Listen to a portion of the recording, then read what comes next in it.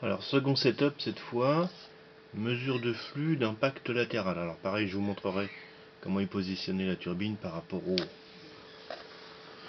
comment dirais-je, à la réglette de mesure. Donc la réglette de mesure, elle est là. Voilà,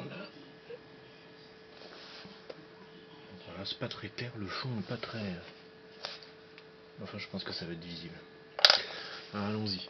Cette fois-ci, je tourne donc en sens horaire. Donc, allons-y pour les déviations.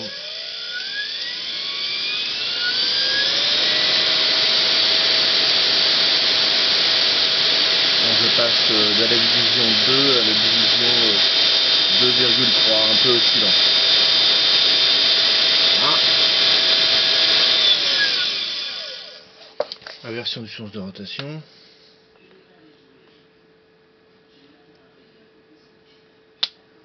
Hein, rien à bouger, très bien, allons-y.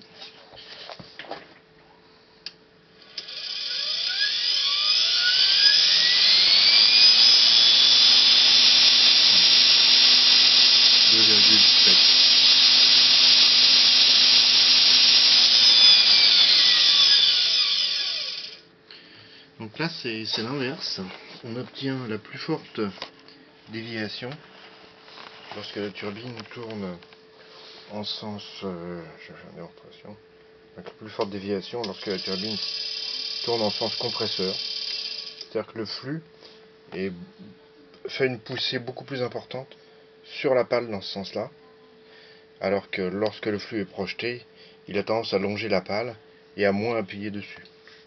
Donc tout ça reste très logique, ce sont curieusement des mesures que j'aurais dû faire avant pour avoir plus de précision, mais bon, j'ai pas pensé à les faire.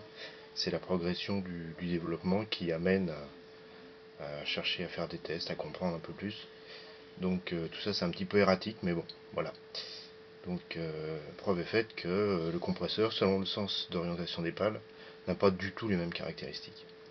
Bon, je vais mettre ça sur le site.